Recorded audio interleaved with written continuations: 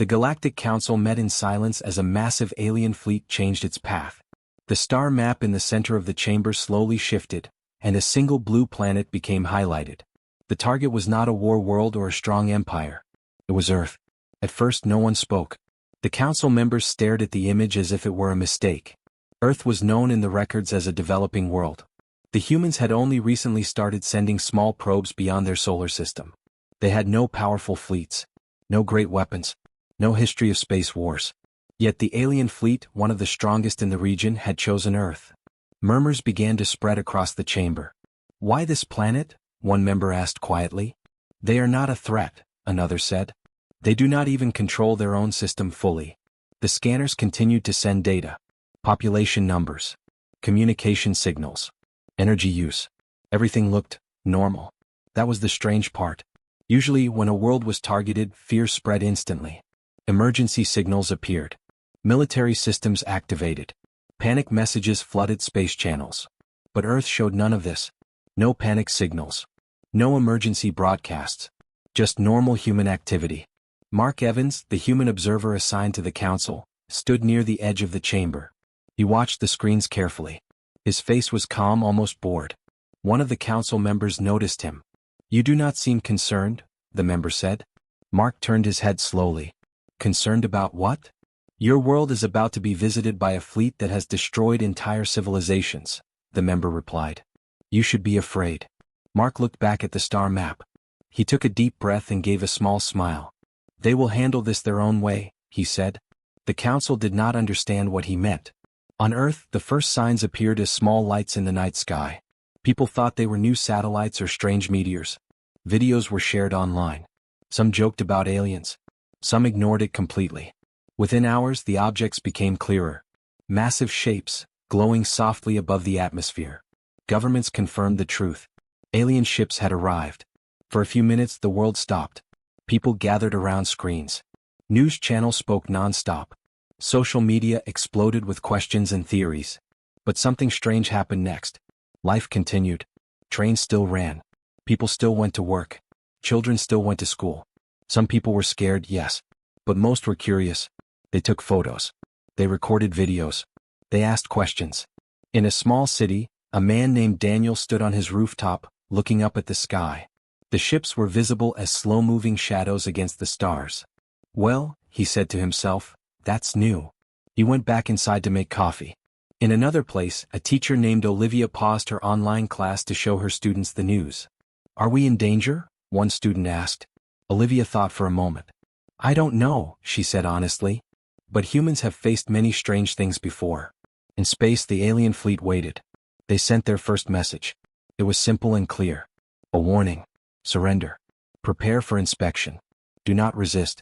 The message was broadcast in all known human languages. The aliens expected panic. They expected chaos. They expected fear. Instead, humans replied with questions. "Who are you? What do you want? Can we talk?" The alien commanders were confused. No threats. No weapons. Just communication requests. Back at the Galactic Council, the members watched the exchange. "They are not reacting correctly," one said. "They should be preparing for defense," another added. Mark Evans crossed his arms. "They are preparing," he said. "Just not in the way you expect." On Earth, scientists began to analyze the alien signals. Engineers recorded the energy patterns. Students tried to decode the technology just for fun. Old satellites were adjusted to track the ships. Civilian drones were sent into the upper atmosphere to collect data. Amateur astronomers shared observations online. No one was officially ordered to do this. They just did it. Humans were not unified by command. They were unified by curiosity. The aliens tried again. This time they created a powerful energy wave in space. A display of strength. It shook nearby moons and lit up the sky. The council gasped.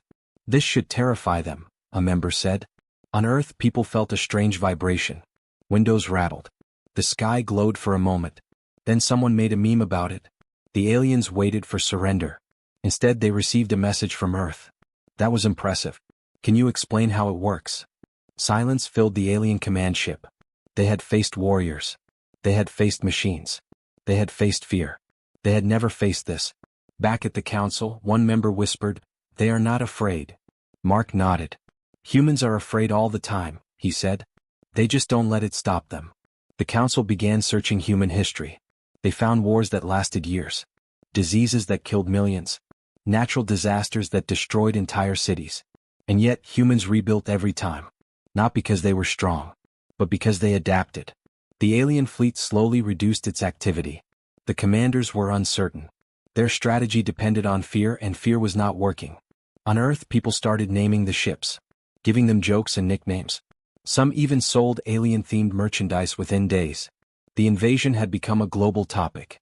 But not a global panic. It had become a global discussion. The aliens sent one final message. "We do not understand your behavior." Earth replied. "We don't always understand it either." And for the first time in many centuries, the alien fleet hesitated.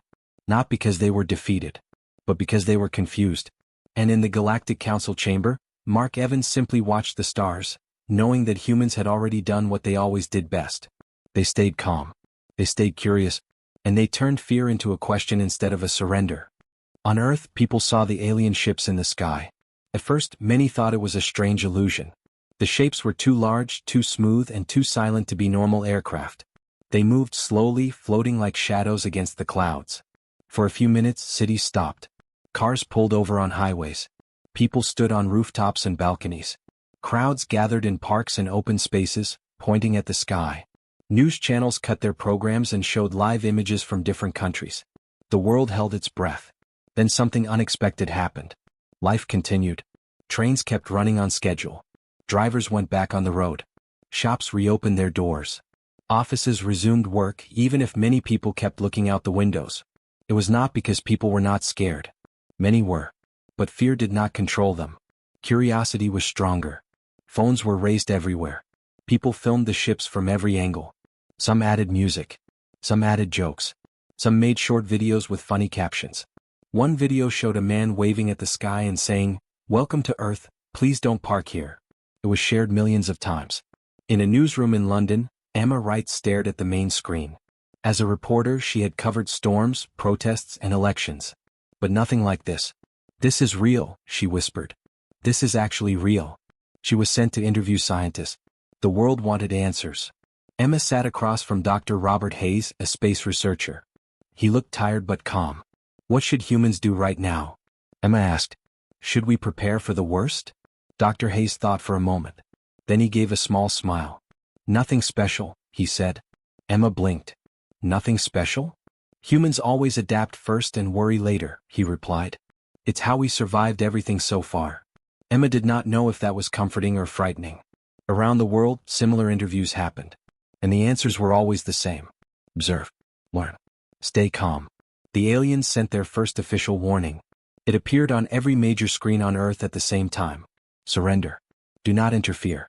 Your world will be examined. Governments held emergency meetings. Military forces went on alert. But no attacks were ordered. Instead, something strange happened again. Humans replied with questions. "Who are you? Why are you here? Can we communicate?" The aliens expected fear. They expected silence or anger. They received curiosity. In a small town, a teenager named Lucas typed a message on a public science forum. "If aliens are real, can we ask them about faster travel?" Thousands agreed. In a university lab, students tried to decode the alien signal just for fun. They treated it like a puzzle, not a threat. In cafes and homes, people talked about aliens like they talked about weather or sports. Do you think they eat? What if they like music? Maybe they are just lost. The alien commanders watched Earth's global network in confusion. Human communication was chaotic, emotional, and full of humor. But it was also fast and creative. They tried another message. "You are not safe. Your technology is weak. Do not resist." Earth replied. "We know our technology is weak. That's why we improve it every year." The aliens did not know how to respond to that. Back at the Galactic Council, the atmosphere changed. "They are not reacting correctly," one member said. "They are treating this like entertainment," another added. Mark Evans stood quietly near the screen. He watched human videos, human jokes, human debates. "They are processing fear," he said. "Just not in your way." The council started to feel uneasy. They had studied many species. Some surrendered. Some fought. Some begged. Humans were doing something different. They were talking. They were sharing. They were learning. The invasion had not created panic. It had created conversation. And for the first time the Galactic Council realized something unsettling. Earth was not afraid of being watched. Earth was interested. The alien fleet decided that talking was not enough. They needed to show power. They believed fear was the fastest way to control a planet. So they prepared a demonstration. In deep space near Earth, the fleet released a massive energy wave. It spread like a silent storm, bending light and shaking the space around it. The wave did not hit Earth directly, but its effects were strong enough to be detected everywhere. Satellites trembled. Sensors overloaded. The night sky glowed for a few seconds. On Earth, people felt it as a strange pressure, like the air had changed. Some windows vibrated. Dogs barked. Birds flew away in panic. News channels interrupted again. Unknown space activity detected. Possible alien energy event. Scientists investigating. The alien commanders watched carefully. This time they were sure. Now they will be afraid. Now they will surrender. They waited for panic signals. They waited for emergency broadcasts. They waited for silence. What they received was data. Across the world, scientists and engineers saw the strange readings. Instead of shutting systems down, they started recording everything. In a small research center, Daniel Moore stared at his screen in shock. "Do you see this?" he asked his colleague. Olivia Grant leaned closer. "That's not natural. But it's beautiful." They began saving every signal, every pattern, every strange number. They shared it with other labs. Soon, thousands of people were working on the same data. Not because they were ordered. Because they wanted to understand it. Old satellites that were almost forgotten were turned back on. Their systems were updated with simple software changes. Amateur programmers helped from their homes. Some even stayed awake all night just to fix bugs. Civilian drones were modified to fly higher than ever before. People attached new sensors using basic tools and creativity. Students, engineers, and even hobby scientists joined in. In one garage, a man named Peter used parts from old electronics to build a signal receiver. He had no military training. He just liked science. "I think I can catch something," he said, smiling. And he did. The aliens tried again. Another energy wave. Stronger this time. Brighter. Louder. They expected chaos. Instead, Earth's networks became faster. More data was collected. More systems were adjusted. More people joined the effort. Social media filled with charts and graphs instead of fear. People shared theories. Some were wrong. Some were close. All of them were trying. Daniel and Olivia worked for hours without sleep. They discovered repeating patterns in the alien signal. "This isn't just power," Olivia said. "It's communication." Daniel nodded slowly. "They're talking with energy." They sent their findings to the global network. Within minutes, thousands were building on it. The aliens watched in silence. Their greatest weapon was supposed to be fear. But fear had turned into research. They sent a message. "You do not understand what you are seeing." Earth replied. "We don't. That's why we're studying it." The alien commanders felt something new. Uncertainty. Humans were not launching attacks. They were not building weapons. They were not preparing defenses. They were learning. Every hour, Earth became more aware of alien technology. Not through spies or soldiers, but through shared knowledge and simple curiosity. The fleet tried one final display. A massive light burst across the upper atmosphere. It was meant to be terrifying. On Earth, people filmed it and called it the alien sunrise. Someone even made a time-lapse video with music. In the Galactic Council, one member whispered, "They should be afraid by now." Mark Evans looked at the human data streams. At the endless flow of information, ideas, and collaboration. "They're not fighting," he said quietly. "They're preparing in their own way." The aliens finally understood something important. Humans were not ignoring the threat. They were absorbing it. They were not weak. They were becoming ready. The council watched human behavior carefully. The large screens inside the chamber showed live images from Earth. Cities, villages, oceans, and skies. Humans were still moving, working, laughing, and arguing like always. This made no sense to the council. Earth was facing a powerful alien fleet. Any normal species would show signs of collapse. Fear waves, emergency laws, mass movement of people. But humans were still humans. So the council did something new. They searched human history. They opened old records and scanned thousands of years of data. Wars between nations. Natural disasters. Pandemics. Economic crashes. Environmental damage. Again and again humans had faced situations that looked impossible. And again they survived. Not because they were always strong, but because they changed. One council member spoke slowly. They lose. Then they learn. Then they improve. Another added, they repeat this cycle endlessly. Fear did not stop humans. It pushed them. When humans were scared, they built better systems. When they failed, they created new ideas. When something broke, they tried 10 different ways to fix it. The alien commanders decided to try psychological pressure. Instead of power, they would use the mind. They sent messages designed to create doubt. You are alone. You cannot win. You will be forgotten. They broadcast images of destroyed planets from other systems. Silent worlds. Empty cities. Ruins floating in space. They expected despair. On Earth, people watched the messages quietly. Then someone replied. Nice special effects. What software did you use? Another message followed. If you are trying to scare us, you should study our horror movies. The alien commanders were confused. They sent more serious messages. You will lose everything. You are too small. You should surrender. Humans responded with calm voices. We know we are small. We always start small. That's how growth works. In one broadcast, a human psychologist named Andrew spoke to the world. Fear is normal, he said. But fear is not the end. It is the beginning of change. People shared his words everywhere. At the same time, humor spread even faster. People made cartoons of aliens standing in long lines waiting for coffee. They wrote songs about teaching aliens how to dance. Some even sold shirts that said, "Invaded but still late for work." The council watched in silence. One member finally said, "They are turning pressure into culture." The alien commanders tried one last mental tactic. They went silent. No messages. No signals. No movement. They believed humans would panic without information. On Earth, people noticed the silence. Instead of fear, curiosity grew. Scientists asked, why did they stop? Writers imagined stories. Students created theories. Humans filled the silence with ideas. Mark Evans stood in the council chamber listening to the debate. They are not resisting, one member said. They are adapting faster than we can predict. Mark nodded. That's normal for them. The council finally understood the danger. Humans did not fight like warriors. They did not obey like machines. They did not surrender like victims. They changed. Every new threat became data. Every fear became a question. Every problem became a lesson. Humans did not resist directly. They evolved in real time. And for the first time, the Galactic Council felt something close to fear. Not fear of weapons. Fear of a species that grows stronger while staying calm. The alien fleet changed course without any warning. The massive ships that once filled the space around Earth slowly turned away, their lights fading one by one. There was no final message. No threat. No explanation. They simply left. On Earth, people noticed the change almost at the same time. Telescopes confirmed it. Satellites tracked the movement.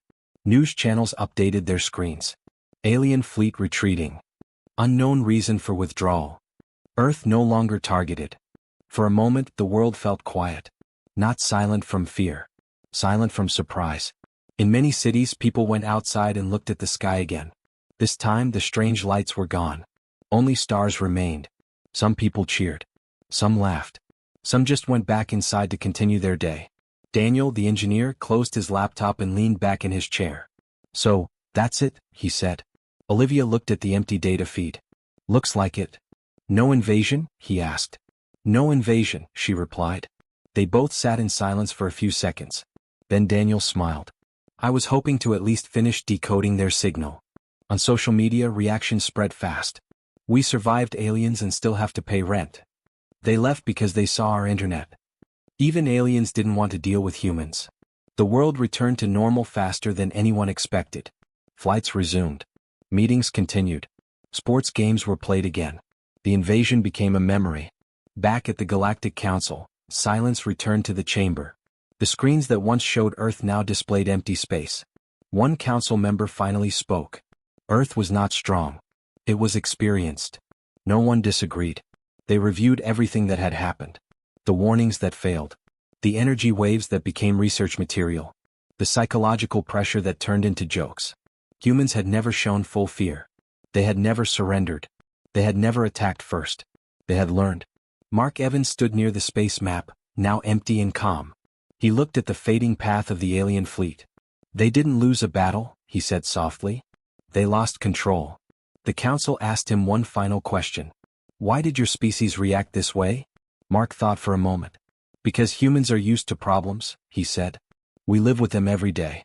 We argue, fail, fix, repeat. Fear is just another problem to solve. The council recorded the event in the Galactic archives. Not as a war. Not as a defeat. But as a lesson. Across the galaxy, a new rule was added to the records. Never target a species that stays calm while being threatened. Because calm does not mean weak. Calm means ready. And Earth had been ready all along.